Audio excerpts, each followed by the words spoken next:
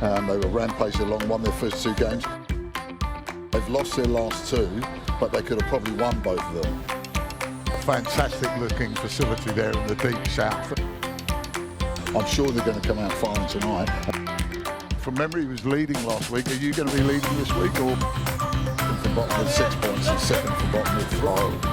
Yes and no. Yes and no. It paid off for them. They got a 2, doubled a 4 and won 6 points. Depends what the teams above them do, doesn't it?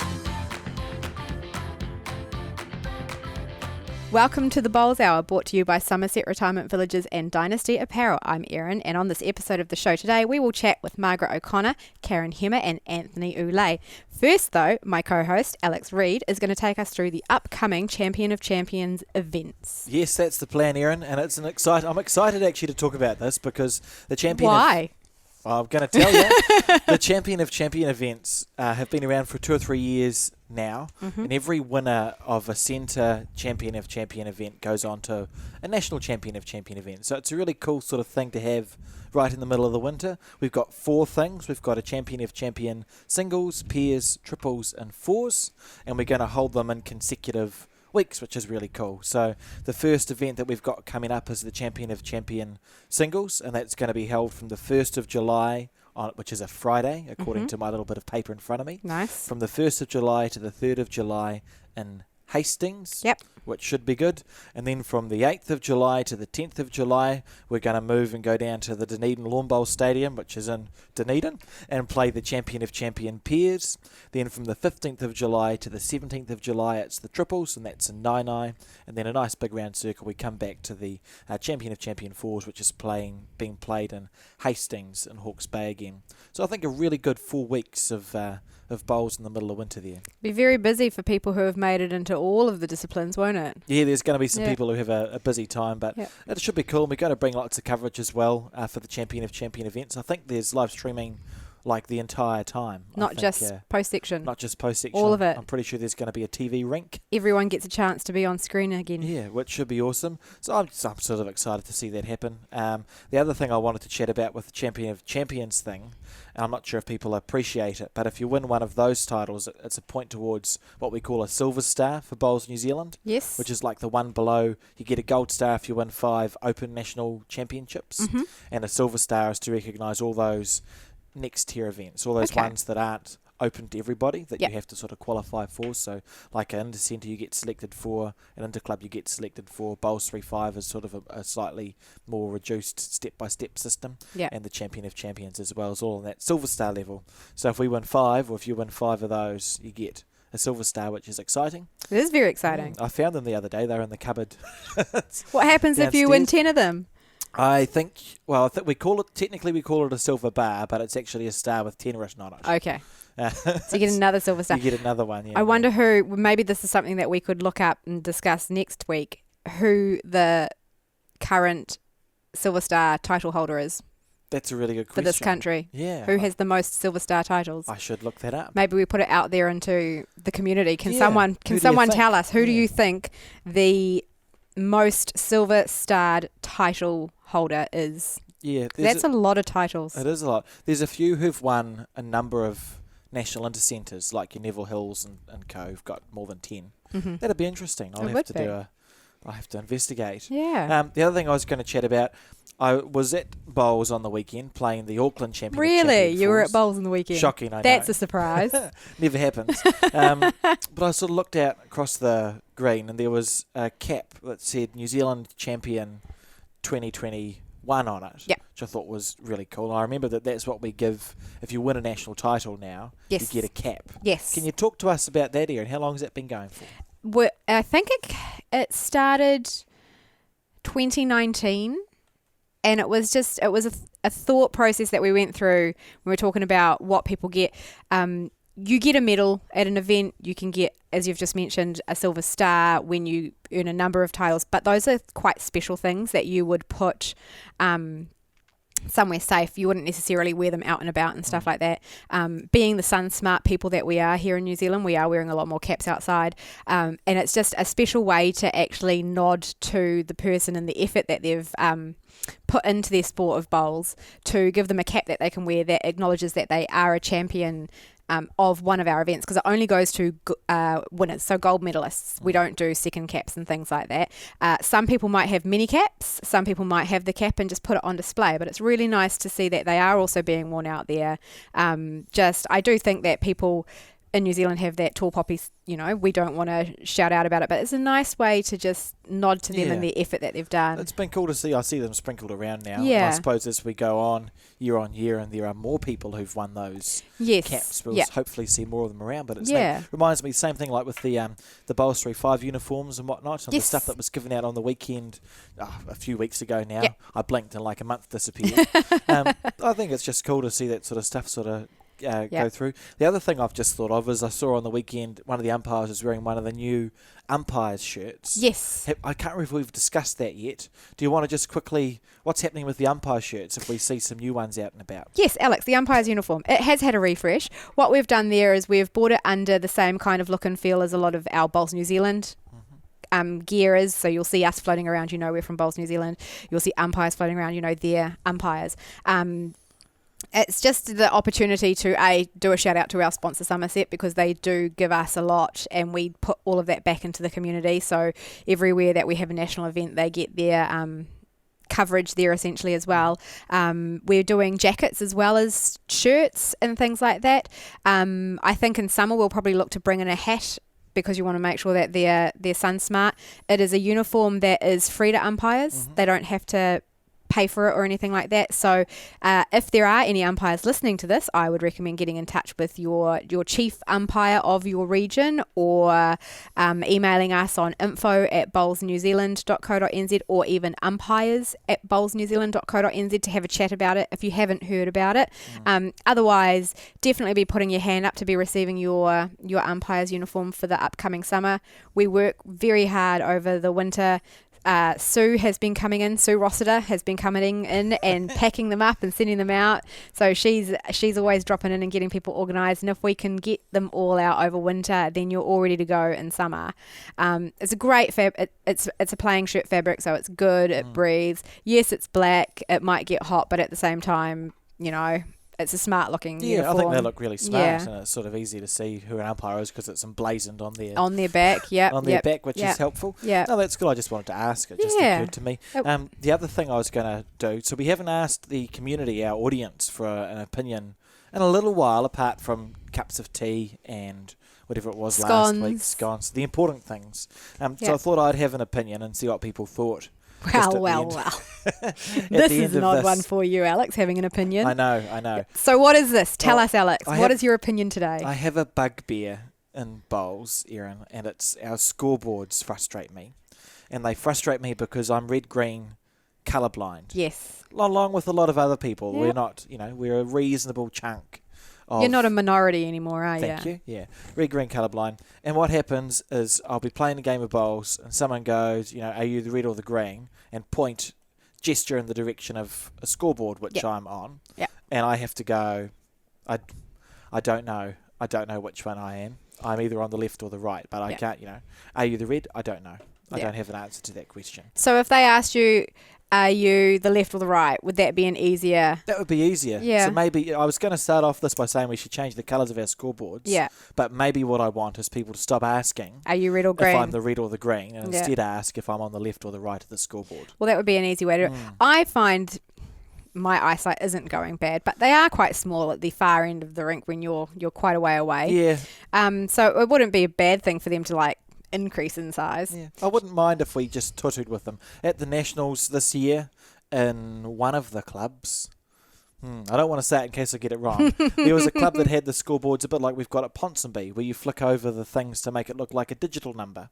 Oh, yes. And that was very easy to see. Yep. Absolutely. Yes. So, I don't know. I think what I'm asking for is a scoreboard revolution in bowls. I think that it's time to sort of change it up a bit. We've had the same thing for 40 or 50 years. It's confusing to people who are colourblind, and then I suppose confusing to other people as well. So. And I guess you could take the step and say, let's make them digital. Yeah, why not? But what counts as that? Do you just take your scoreboard setup as it currently is and turn it digitally? In which case, what's the difference there? Because you still have a red number, you still have a green number, you're still on the left or the right. It's just in LEDs as opposed to just flip charts or something like that. That's a good question. If you were to take it a step further, what would that scoreboard look like?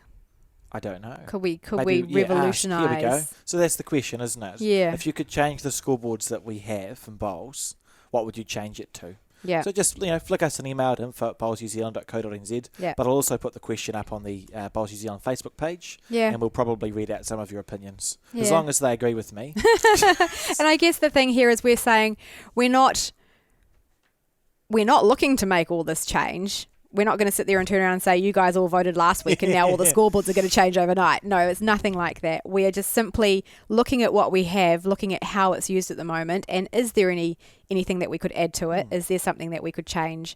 Can we refresh and make better the sport of bowls for many people? Those who play a lot of bowls will have no problem with scoreboards, I'm sure. But if you have new people coming in and stuff like if you said to a new person, I'm the left or the right, as opposed to I'm the red or the green, I'm pretty sure that would cause confusion because they have no idea about how a left or a right would work on a scoreboard in the first place. Yeah. So that's why they're referring to a colour, because a colour is a good descriptor of many people, for many people, but then you have the problem with your colour. So it is one of those 6 of one, half a dozen of the other. People will do colour, people will be left and right. But should we just not use colour, not use left and right, and do something completely different? Who knows? Throw it to the wind. We'll ask. We'll ask and we'll see what's happening. Okay. And on that, let's just kind of end that conversation there because we have lots of people to talk to today. And coming up next, we will be speaking with Margaret O'Connor here on the Bowls Hour.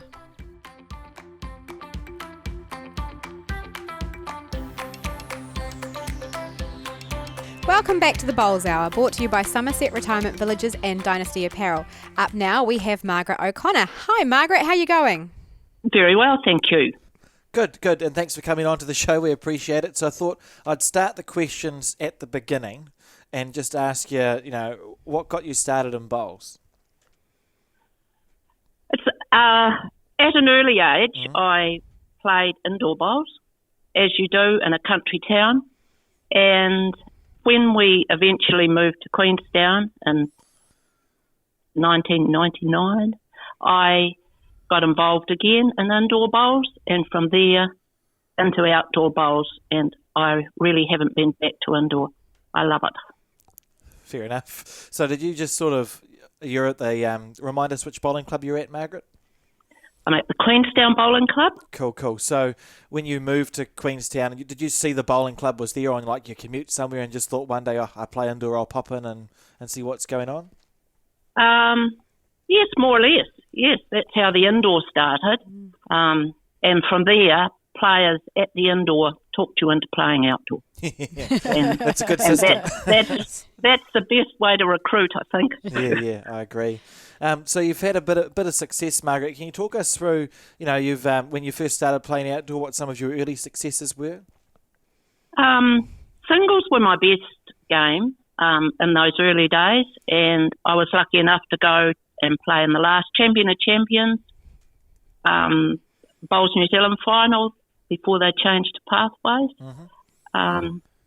But singles, I had more success in singles. And then later on, when we decided we would play other games, nobody could skip us, so that's how I got talked into skipping.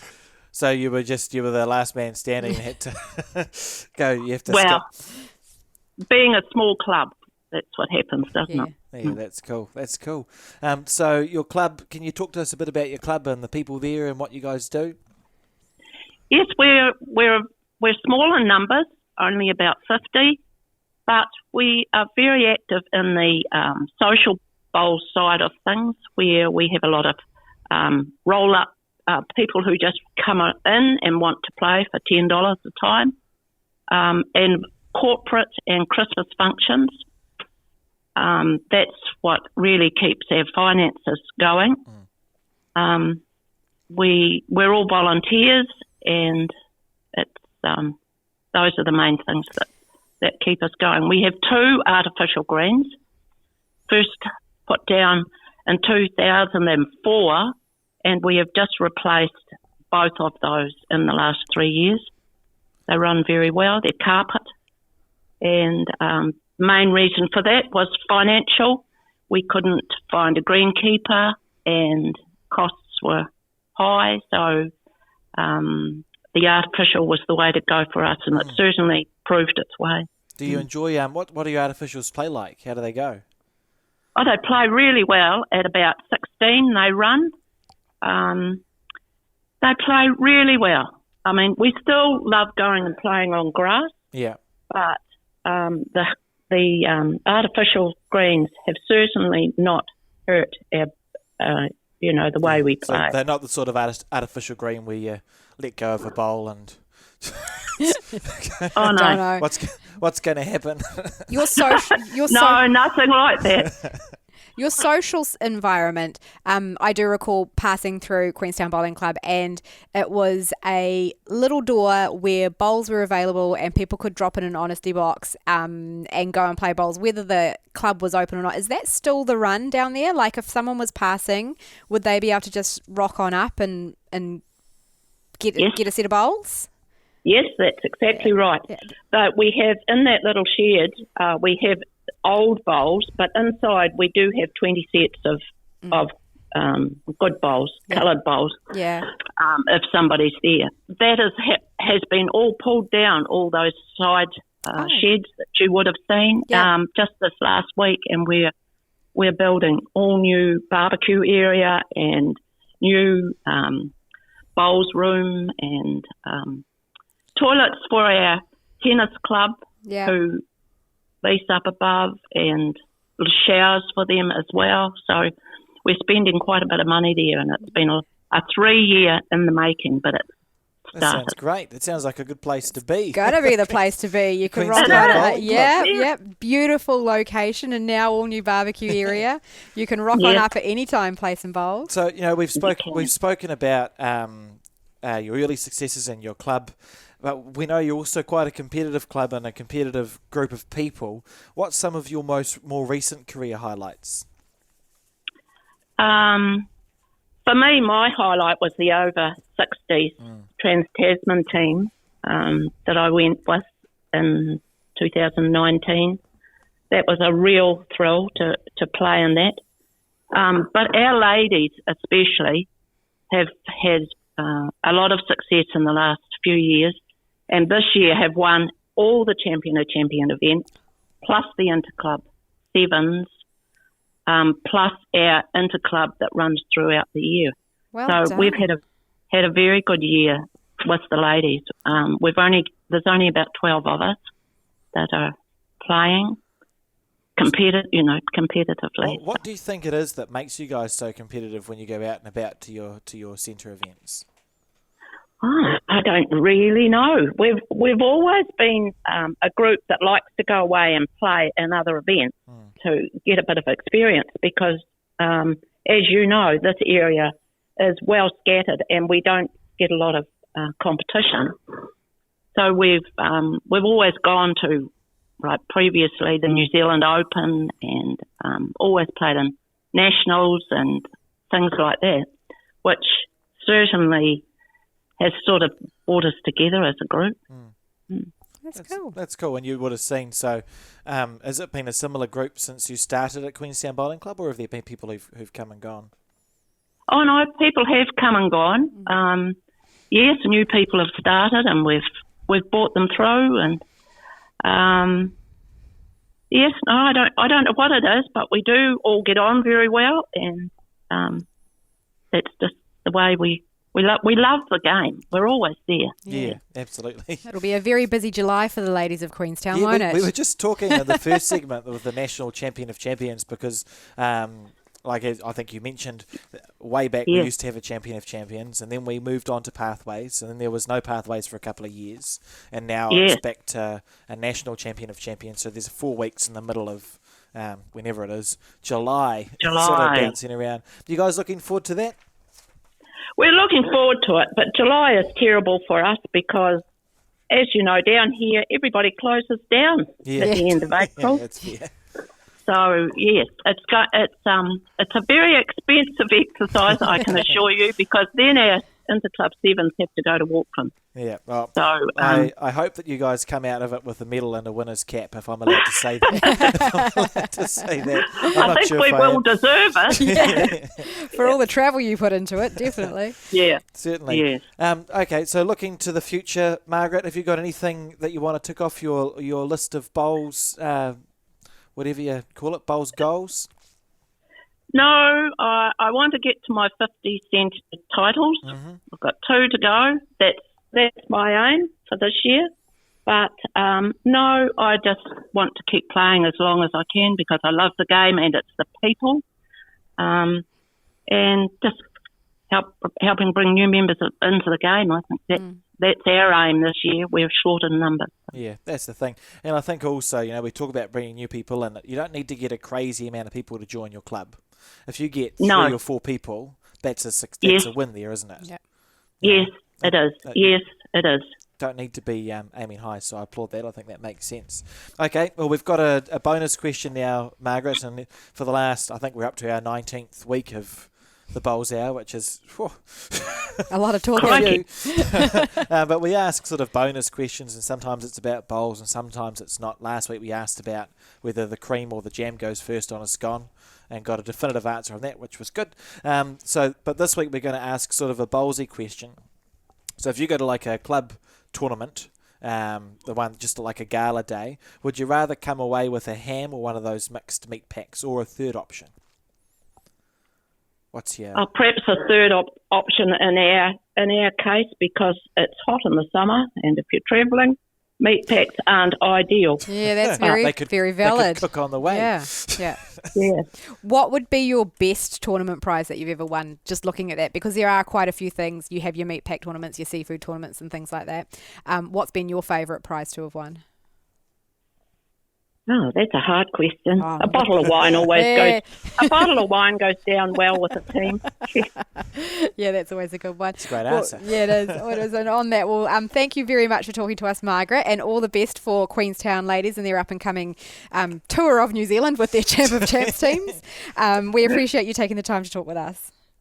Thank you very much indeed. All the best. Thank you. And coming up next, we're going to be speaking with Karen Hema here on the Bowls Hour.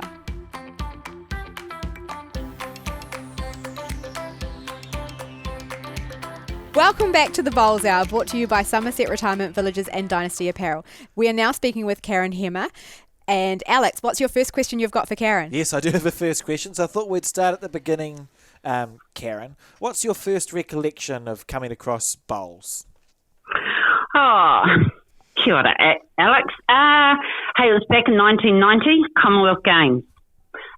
We just arrived back from Australia, happened to walk past the TV, and what do I see is this woman running up the green and waving this cloth and talking to a bowl that was running down down the greenway. And I'm going, what in the world is this game? So I stopped. Yeah, I stopped and I went, hey, I'm liking that.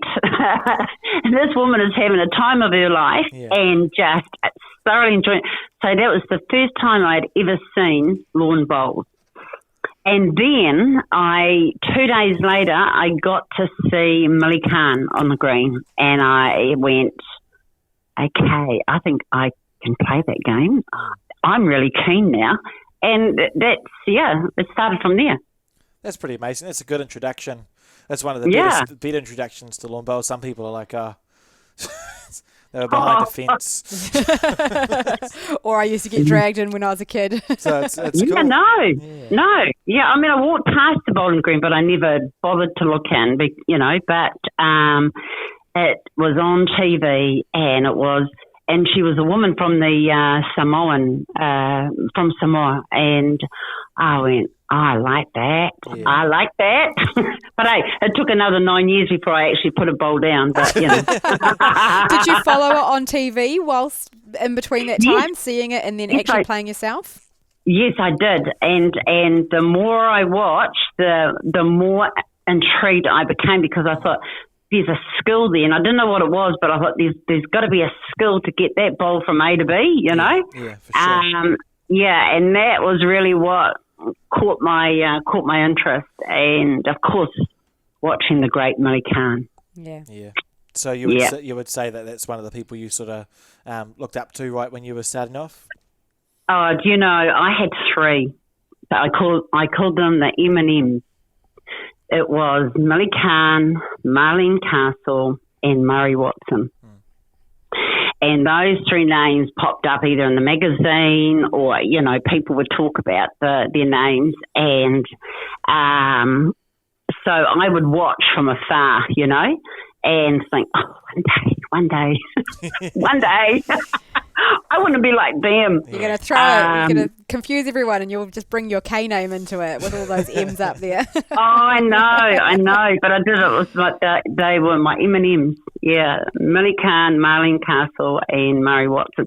And then as I got, you know, started to play, Jo Edwards and it was before she was married, you know, and I saw her playing along with Karen Coombs, and it was the first time I got to meet the great Millie Kahn because she was sitting in the corner, and I just made a beeline for her and introduced myself. Yeah, I'll tell you, I was starstruck. Okay, yeah, go for it. Yeah, cool. I was totally starstruck. Yeah. So you've had a pretty good career, really. It's still going really well. Considering this season you've won 3 out of the 4 available Champion of Champion events, which we'll get to later. That's amazing. Yeah. Can you just talk us through? You know, you started your career. What were some early successes that you can remember? Oh gosh. So when I did start my junior years, I thought it was pretty cool to win the singles 5 years in a row. Whoa. You know? I know, because, I just loved it, you know, and of course, as time went on, you know, it was just representing, you know, getting selected and representing for your centre. You know, that was a huge highlight, and still is today. I think, you know, the New Zealand Open was a great opportunity, to have time off during the week and, you know, before Christmas and playing the game I loved. I think the last time it was on, 2018, I did have a wee bit of a phenomenal week, semi-finals in the singles, and was part of the pairs and the triples team. So, I was quite proud about that. Yeah, rightly so. Hey, going to the Aussie Open was my bestie and having a time of our lives. We played the fours, and we played Kay Moran, Caitlin Lynch, Karen Murphy, and who was It's a pretty good three. Yeah, I know. And the other one was she plays with Caitlin Lynch up at Kawana Thunder. She was an ex-Jackaroo. Julie Keegan? Julie Keegan, yeah. I tell you, it was last in 12, you know, we were even, and it was between every one of us touched and changed the position of that head, and it came down to the skips, and Karen Murphy got it. Yeah. Yeah. That we would have gone into the quarters. What a game! Those are the games of bowls you almost can't be too upset when you don't come out on the right side. Oh no, exactly. I mean, you know, you're mixing with the greats, and I'm going, yep. You know, respect, but yeah, game on, man. Yeah, right. Yeah, fair call. So clubs you've played at, Karen? Where Started at Bowls Napier, Hawke's Bay. Oh yes, yep. And Pakuranga. And Carlton Cornwall. So Carlton Cornwall is the club you've been at for a little while, and you've had some amazing seasons and success there. Can you talk us through a bit about what the culture is like at Carlton Cornwall, and why do you think it is you guys are just you're essentially dominant on the scene? We've had a lot of women bowlers that I have been able to mix with, you know. And the friendships that I have developed over, you know, 16 years have been with some really key people. Karen De Jong, Linda Ralph, you know. I had Tanya Wrigley, who was my partner right through to about, you know, 6-7 years ago. And when Selena came in, there was that connection. It was the attraction of good competitive bowls, and I was looking at where can I go next for that, you know. And I don't know, just over the years, we've really formed and gelled, and we want to play our best and do our best and represent our club. And we're highly competitive, you know. To be truthful, we don't have time to be, you know, involved in part of the club activities, you know, because we're out there, and when we're out there on the green, we're representing our club. Yeah, feel very proud and very honoured. Oh, right. Yeah, so this season, can you talk us through the Champion of Champion season this year? Carlton Cornwall Women's have won all 4 disciplines, and you were part of 3 of those. How did that feel as it sort of went event by event by event? How did you guys feel about that? So I'm still sort of going bizarre season, you know. I have to say that because right up until yesterday, I've only played 16 playing games all season. That's not a bad. Wow. Well, it is and it isn't, hey. So what it goes to show is that the amount of training that I was able to just, you know, go down, you know, and really use that time to focus on specific things that I wanted to bring into the game and into my, you know, skill set. I really have learnt, and I mean, it was 75 days of training and 16 days playing, you know, on the green. Hey, don't go telling everyone that though. I think that ship might have sailed. That's cool. Yeah. I mean, it's just a great season. Like we were on the same green as you guys on the weekend, and you just seem like a really sort of well put together team.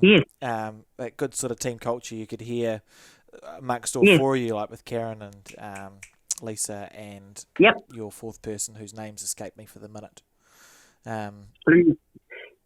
Linda, Ralph, that's right. Yeah. Linda. It's just a great team. I think it's pretty cool what you guys have managed to do. And it means, of course, that you're going to be going to a few of or are you planning to go to a few of the National Champion of Champion events in July? Oh, yes. Yes. I just gave my my boss a heads up that July will be a very short month for me. But they're so, you know, they are so supportive, and each week that I've come in, they're going, "Come on, Team Karen, what's the update? So, that's cool. No, yes, I'll be there. Yep. That's good. We look forward to seeing you there then. That'll be good. So likewise. I'm looking forward to the Champ Force is going to be a good time. We'll see who can. I think so, eh? Yeah. We still got to decide if we're going to let Alex go and play it or if we're going to make him work it. I'll ask him very nicely. I'm sure we won't have to worry about that. Full-time player, Alex? I still earned that one. Not quite. Yeah. So future plans, Karen. What's in the woodwork going forward? Oh wow. Gosh, future plans. You know, you're always dreaming, always winning, wanting to win. You know. Yeah. I think the ultimate for me is that I'm still passionate, and that the game is my happy place.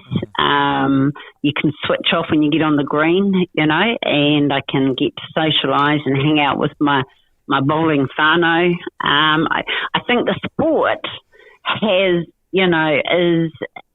connected me to so many people, you know, up and down the country and across the waters. And you can be standing side by side, one of the greats, and you think, oh my goodness, what an honour. And it doesn't happen often in other sports. So,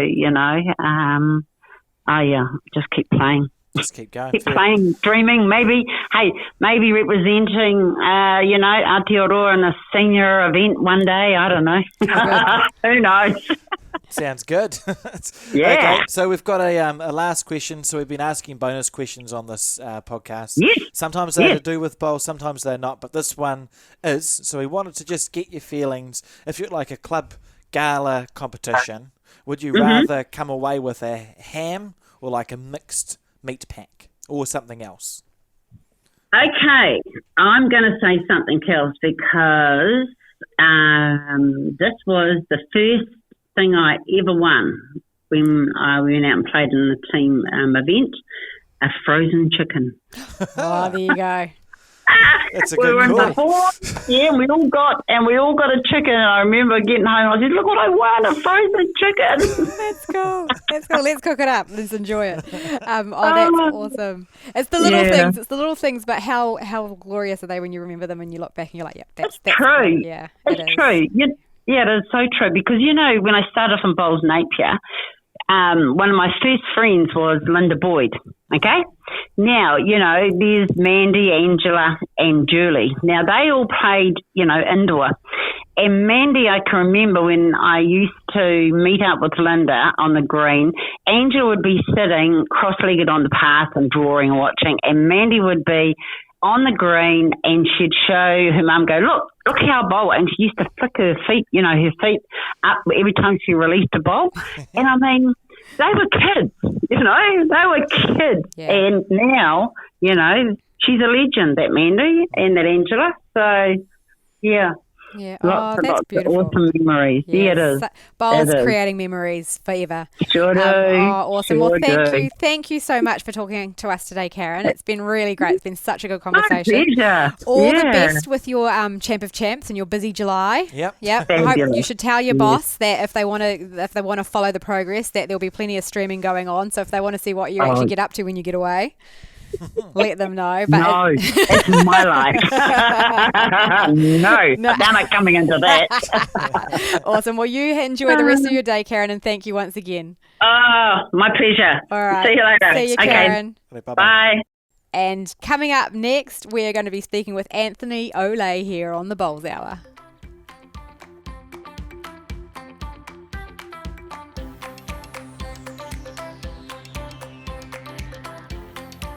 Welcome back to the Bowls Hour, brought to you by Somerset Retirement Villages in Dynasty Apparel. Up next, we're speaking with Anthony Ouellet. How are you, Anthony? Thank you for joining us today.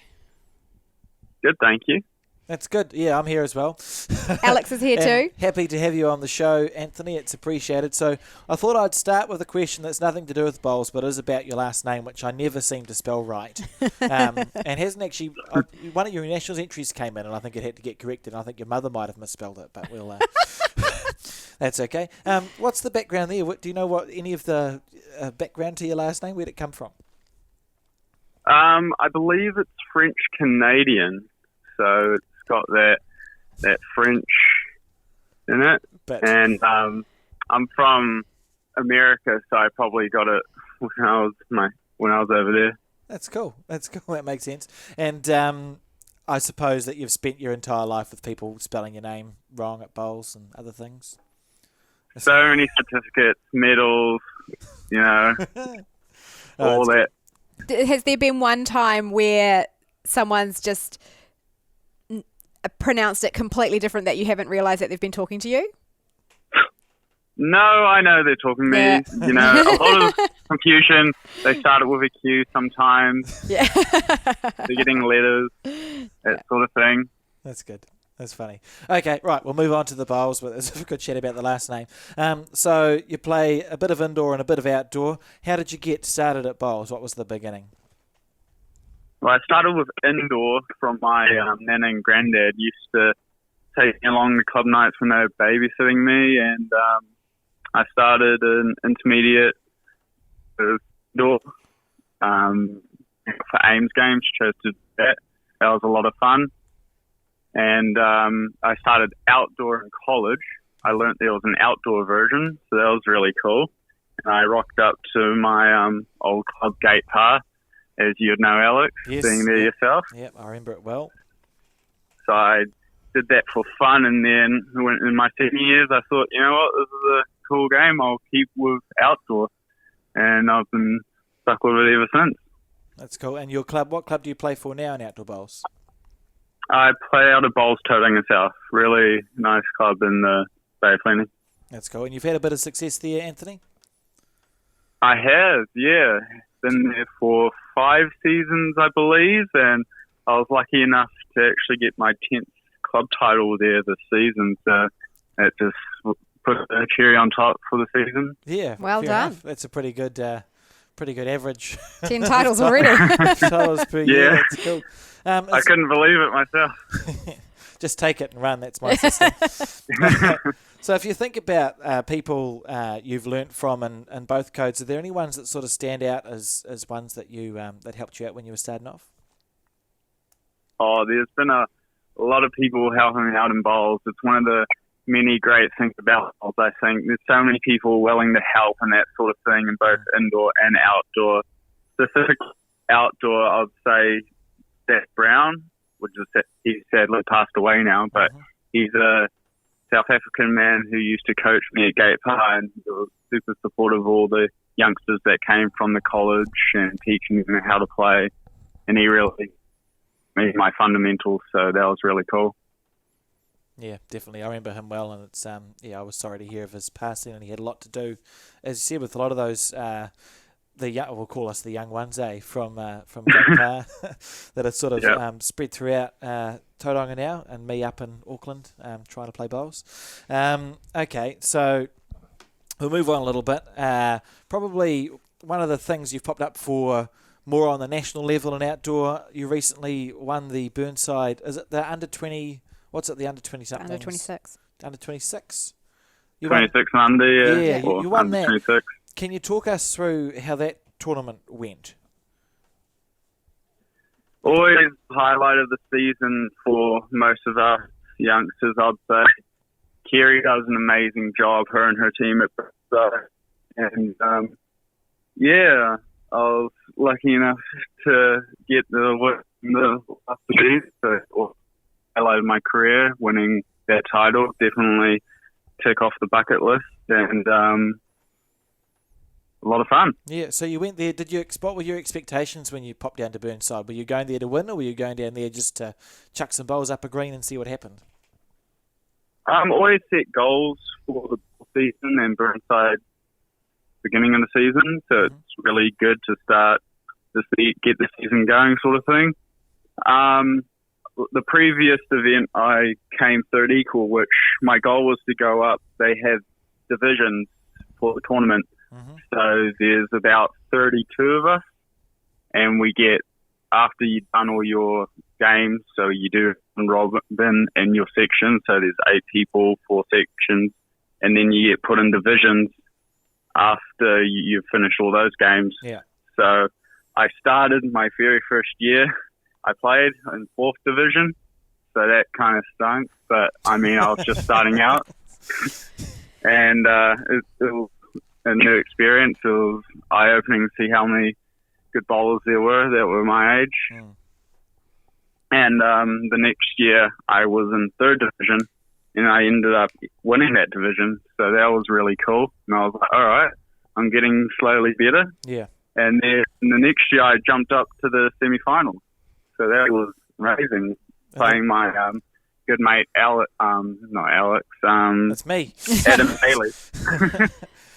So you won your Burnside title. That's pretty, yeah. I mean, there's where's to go from there. You just have to back it up, I suppose. You've probably got a couple more years where you can play in the under 26 competition, don't you, Anthony? So you're going to have to keep returning to, back it up.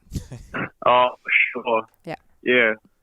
Are there any other career highlights so far? I mean, it's not like you've had a good career, but there's plenty left to go. So if you look back on what you've done, is there anything else that pops out as something that you thought, that's something that's pretty cool? Well, I did. It was one of the coolest events because I had a lot of support going into it. It wasn't like massive at the time, but when the secondary schools was running, yes, they never really had a big tournament until my year team brought back the secondary school bowls. So it's really cool to play in that one time and win it. It was a really cool event. Oh, that's right. Yeah. I was commentating. I remember. Carlton Right. Cornwall. Yeah. It was almost a radio broadcast because he had cameras spin out. That one's a tricky one, I think, with secondary schools, Spin out. because that was meant to start it all off again and get the secondary schools really up and running, and then it just got COVIDed. Yeah, we've been COVIDed 2 or 3 times It's now. been planned every single year, and each year there's always been something there, but we know Sally's hard at work trying to get it. So does that mean you're still the reigning secondary schools singles Yeah, I was champion? just thinking that. I was just going to say, I think I'm still the New Zealand secondary school champion, so someone will have to take that title off me. Nice. Good. I think I saw somewhere as well, Anthony. Have you just won your gold star in indoor bowls? I did in indoor, yeah. Played with Fiona Keegan this weekend, a very talented bowler, played for New Zealand many times, and we got the mixed pairs, so that gave me my 5th indoor title, so that was really cool. That must have been, pretty satisfying to do. Because your granddad, Bernard, he's got one as well, eh? So you sort of, did you tell him that you're catching up to him now? Catching up, yeah, slowly but surely. That's good. Okay, so plans going forward, Anthony. What's in the future? What are your aspirations? The end goal was to play for New Zealand, so I sort of have my coach Jens help me out with setting goals each season, as most players should, and having a training regime. And so I got goals for the years, so like winning champ events or making my premier side for the Bay of Plenty sort of goals, and then just playing in events and getting recognised and doing as well as I can, really. That's cool. That sounds like a good plan. I hope it goes well. So we've got a bonus question as well for you, Anthony. And we always ask bonus questions. Last week it was what goes first on a scone. Is it Cream or jam? Cream or jam. I just about said cheese. But this week we've gone for something slightly more bowls related, and it's like if you're at like a club gala or a night tournament at indoor or whatever, and you were to win it, would you rather come home with a full ham or like a mixed meat pack? What would you pick? Or other? Or is there another option? Yeah. I mean, it's like a good chocolate fish. You usually get that if you come last place. But they are good, aren't they? Yes. They are really good. But I'd say probably a mixed meat pack. Just get one of those and then get some veggies with it for dinner. Sounds really nice. A bit of variety as opposed to cooking up a whole ham and eating that for the next 3 Yeah, I like weeks. that more. Unless more it's so close. for lunch ham.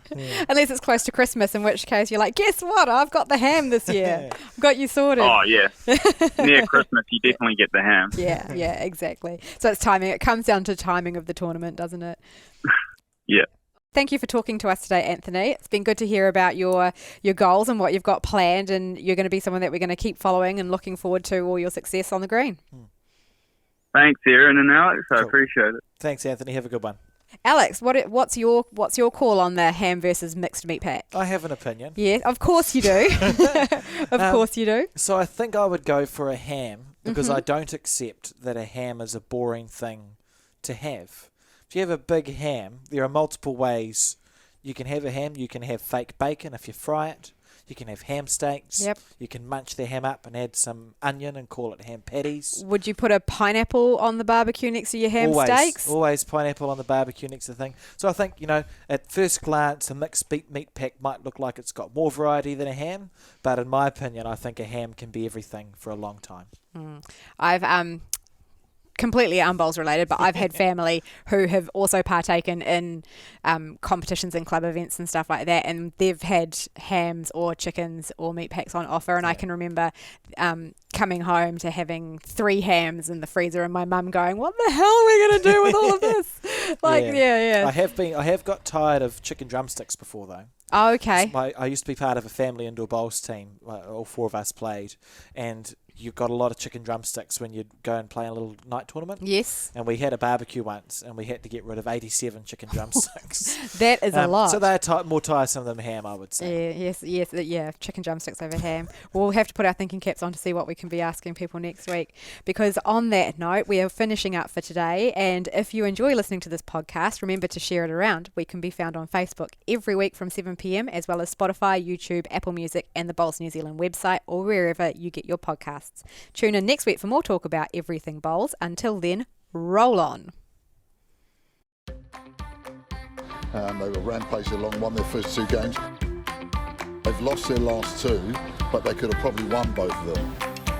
Fantastic looking facility there in the deep south. I'm sure they're going to come out firing tonight. From memory, he was leading last week. Are you going to be leading this week, or? From bottom with 6 points and second from bottom with 3. Yes and no. Yes and no. It paid off for them. They got a 2, double the 4 and won 6 points. Depends what the teams above you do, doesn't it? The Bowls Hour, brought to you by Somerset Retirement Villages and Dynasty Apparel.